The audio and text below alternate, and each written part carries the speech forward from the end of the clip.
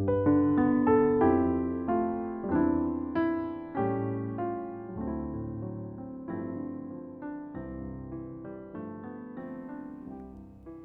semuanya, saya akan membaca dari buku Hidup yang Disucikan yang ditulis oleh Ellen G. White.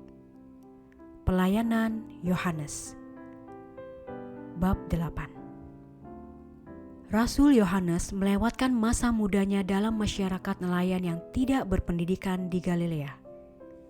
Ia tidak mengenyam pendidikan, tetapi oleh bersekutu dengan Kristus, guru besar itu, dia memperoleh pendidikan tertinggi yang dapat diterima manusia fana.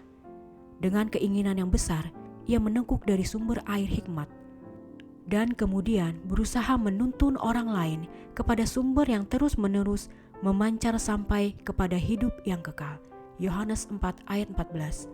Kesederhanaan perkataannya, kuasa mengagungkan kebenaran-kebenaran yang diucapkannya, dan kerohanian yang bersemangat yang menjadi ciri pengajarannya, membuka jalan masuk baginya kepada semua golongan. Namun demikian, orang-orang percaya sekalipun tidak sanggup memahami sepenuhnya rahasia kebenaran suci ilahi yang disingkapkan dalam pembicaraannya. Tampaknya dia lebih diilhami oleh Roh Kudus. Ia berupaya membawa pikiran-pikiran orang banyak untuk memahami yang tiada kelihatan. Hikmat yang diucapkannya menyebabkan perkataannya jatuh bagaikan embun, melembutkan dan menaklukkan jiwa. Setelah kenaikan Kristus, Yohanes berdiri teguh dengan setia, bekerja dengan semangat bagi gurunya. Dengan rekan-rekannya yang lain, ia menikmati kecurahan Roh pada hari Pentakosta, dan dengan semangat dan kuasa yang segar, ia terus berbicara kepada orang banyak tentang firman kehidupan.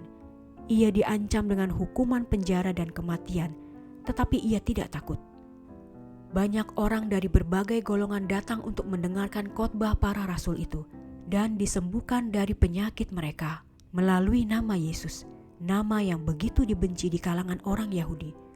Para imam dan penguasa sangat gigih menentangnya ketika mereka melihat orang sakit disembuhkan dan Yesus ditinggikan sebagai raja kehidupan. Mereka takut bahwa seluruh dunia jadi percaya kepadanya, lalu akan mengecam mereka karena membunuh tabib yang berkuasa itu.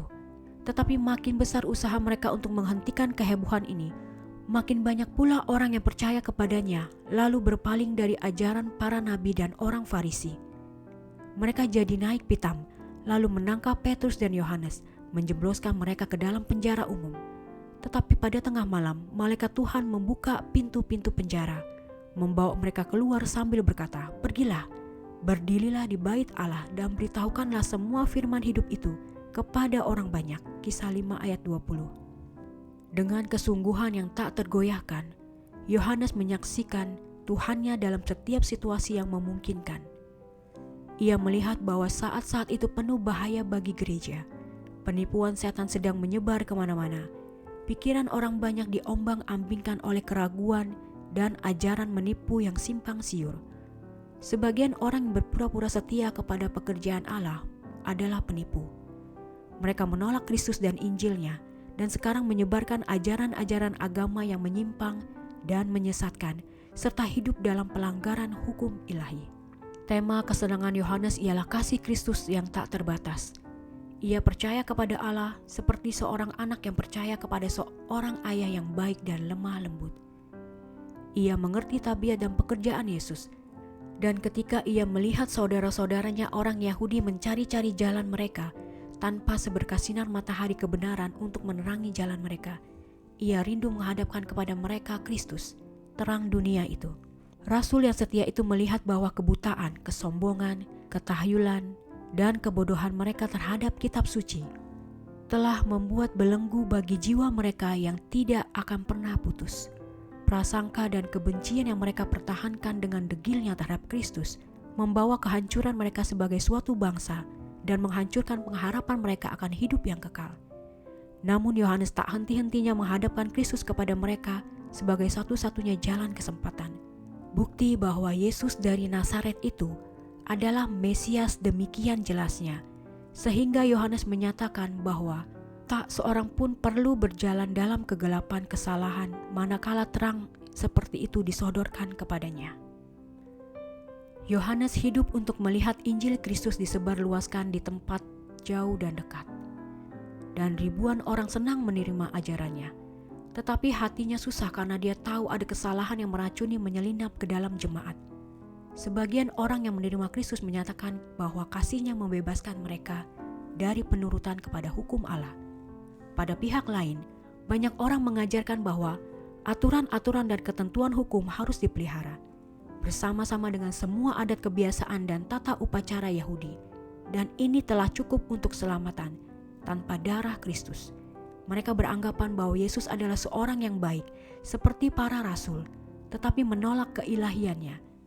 Yohanes melihat bahaya-bahaya kemana gereja akan hanyut sekiranya mereka menerima pendapat-pendapat ini, dan ia menghadapinya dengan tangkas dan tegas.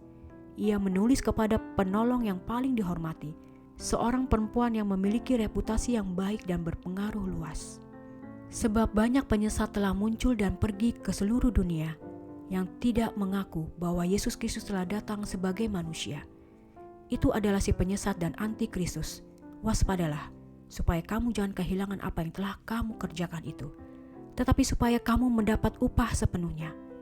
Setiap orang yang tidak tinggal di dalam ajaran Kristus, tetapi yang melangkah keluar dari situ, tidak memiliki Allah. Barang siapa tinggal di dalam ajaran itu, ia memiliki bapa maupun anak. Jika seseorang datang kepadamu dan ia tidak membawa ajaran ini, janganlah kamu menerima dia di dalam rumahmu dan janganlah memberi salam kepadanya. Sebab barang siapa memberi salam kepadanya, ia mendapat bagian dalam perbuatannya yang jahat. 2 Yohanes 7 ayat 11. Bukan tanpa hambatan besar Yohanes melaksanakan pekerjaannya. Setan tidak berdiam diri. Ia mempengaruhi orang-orang jahat untuk segera mengakhiri hidup hamba Allah ini. Tetapi malaikat-malaikat suci melindungi dia dari mara bahaya. Yohanes harus berdiri sebagai saksi Kristus yang setia. Gereja yang ada dalam bahaya memerlukan kesaksiannya. Oleh penyalah tafsiran dan dusta, wakil setan berusaha mengadakan perlawanan terhadap Yohanes dan doktrin tentang Kristus. Akibatnya jemaat berada dalam bahaya perpecahan dan bidat. Namun Yohanes menghadapi bahaya ini tanpa gentar. Ia menghambat jalan musuh-musuh kebenaran. Ia menulis dan menasihati agar para pemimpin bidat ini jangan diberi kesempatan sedikit pun. Sekarang ini kejahatan-kejahatan yang sama dengan kejahatan yang mengancam gereja mula-mula. Sehingga petunjuk Rasul terhadap masalah ini harus diperhatikan dengan cermat. Kamu harus berbelas kasihan adalah seruan yang terdengar di mana-mana, khususnya dari mereka yang mengaku diri suci. Tetapi belas kasihan terlalu suci untuk menutupi satu dosa yang tidak diakui. Ajaran Yohanes penting bagi mereka yang hidup di tengah-tengah kebinasaan akhir zaman. Ia telah sungguh-sungguh terikat dengan Kristus dan telah mendengar ajarannya serta menyaksikan mujizat-mujizatnya yang besar.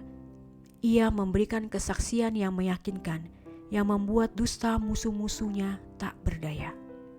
Yohanes menikmati berkat dari penyucian yang benar, tetapi perhatikan, Rasul itu tidak menyatakan bahwa ia tak berdosa. Ia mencari kesempurnaan dengan berjalan dalam terang Allah. Ia menyaksikan bahwa orang-orang yang mengaku mengenal Allah tetapi melanggar hukum ilahi, menyangkal pengakuannya. Barang siapa berkata, "Aku kenal dia," tetapi ia tidak menurut perintahnya, ia adalah seorang pendusta dan di dalamnya tidak ada kebenaran. 1 Yohanes 2 ayat 4. Di abad yang menyombongkan kebebasan ini, kata-kata ini akan dicap sebagai kefanatikan. Tetapi Rasul itu mengajarkan sementara kita harus menghidupkan sopan santun Kristen, kita diberi wewenang untuk menyebut dosa dan orang berdosa dengan nama yang sebenarnya. Ini sesuai dengan kasih yang benar. Sementara kita harus mengasihi jiwa yang baginya Kristus telah mati dan bekerja demi keselamatan mereka, kita tidak boleh berkompromi dengan dosa. Kita tidak boleh bersekutu dengan para pemberontak dan menyebutnya kasih. Allah menuntut umatnya di dunia pada zaman ini supaya berdiri seperti Yohanes pada zamannya, tak tergoyahkan demi kebenaran untuk menentang kesalahan-kesalahan yang menghancurkan jiwa. Saya telah bertemu dengan orang-orang yang mengaku hidup tanpa dosa, tetapi bila diuji dengan firman Allah, orang-orang ini didapatinya secara terang-terangan melanggar hukumnya yang suci. Bukti-bukti yang paling nyata dari kekekalan dan tuntutan yang mengikat dari hukum keempat, gagal mengunggah kata hati mereka.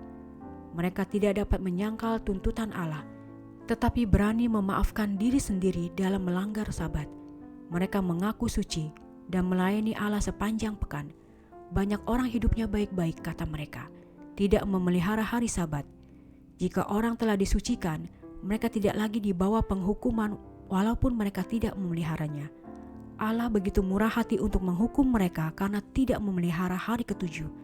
Mereka akan dianggap ganjil di antara orang banyak sekiranya mereka menyucikan Sabat dan tidak akan berpengaruh di dunia, dan mereka harus tunduk kepada penguasa yang ada. Seorang wanita di New Hampshire memberi kesaksiannya dalam suatu kumpulan umum bahwa kasih Allah menguasai hatinya dan ia sepenuhnya milik Tuhan. Kemudian ia mengungkapkan keyakinan bahwa orang-orang ini berbuat banyak kebajikan untuk menggugah orang-orang berdosa melihat bahaya mereka. Dikatakannya, Sabat yang dinyatakan orang ini kepada kita adalah satu-satunya Sabat kitab suci, dan kemudian menyatakan bahwa pikirannya sangat dipengaruhi oleh pelajaran ini. Dia melihat kesukaran besar di hadapannya yang harus dia hadapi jika dia menyucikan hari ketujuh. Keesokannya ia datang lagi ke kumpulan itu dan kembali memberi kesaksiannya. Katanya ia telah bertanya kepada Tuhan apakah ia harus memelihara hari Sabat, dan dia katakan kepadanya bahwa ia tidak perlu memelihara hari Sabat. Sekarang dia tidak lagi memikirkan masalah itu. Kemudian ia memberikan suatu nasihat yang paling menggugah bagi hati semua orang, yaitu supaya mencari kesempurnaan kasih Yesus, di mana tidak ada lagi penghukum jiwa. Wanita ini tidak memiliki penyucian sejati. Bukan Allah yang mengatakan bahwa dia dapat suci walaupun hidup dalam pelanggaran terhadap salah satu hukum-hukumnya yang jelas. Hukum Allah adalah suci, dan tak seorang pun boleh melanggarnya dan bebas dari hukuman. Dia yang mengatakan kepadanya bahwa ia boleh terus melanggar hukum Allah dan hidup tanpa dosa ialah raja kegelapan. Oknum yang sama yang menyatakan kepada Hawa melalui sang ular, sekali-sekali kamu tidak akan mati. Kejadian 3 ayat 4. Hawa membodohi dirinya dengan berkata bahwa Allah terlalu baik untuk menghukum dia karena melanggar hukum-hukumnya. Pemikiran sesat yang sama diajukan oleh banyak orang untuk memaafkan pelanggaran mereka terhadap hukum keempat. Mereka yang memiliki Kristus dalam pikirannya akan memelihara semua hukum Allah dalam keadaan apapun. Penguasa surga berkata, "Aku telah menuruti perintah Bapakku." Yohanes 15 ayat 10. Adam dan Hawa tega hati melanggar tuntutan-tuntutan Allah, dan akibat dosa mereka yang mengerikan itu, seharusnya sudah satu amaran kepada kita agar tidak mengikuti contoh pelanggaran mereka. Kristus berdoa untuk murid-muridnya dengan kata-kata berikut, "Kuduskanlah mereka dalam kebenaran, firman-Mu adalah kebenaran." Yohanes 17 ayat 17. Tak ada penyucian sejati kecuali melalui penurutan kepada kebenaran. Barang siapa yang mengasihi Allah dengan segenap hati akan mengasihi juga hukum-hukumnya. Penyucian hati sesuai dengan peraturan-peraturan hukum Allah, karena hukum-hukum itu suci, adil, dan benar. Tabiat Allah tidak pernah berubah. Ia adalah Allah yang cemburuan seperti ketika ia memberikan hukumnya di atas gunung Sinai dan menuliskan sendiri dengan jarinya di atas loh batu. Mereka yang menginjak-injak hukum Allah yang suci mungkin berkata, "Aku suci," tetapi untuk benar-benar suci dan mengaku suci adalah dua hal yang berbeda. Perjanjian baru tidak mengubah hukum Allah. Kesucian hari Sabat dan hukum keempat berdiri teguh seperti tahta Yahweh.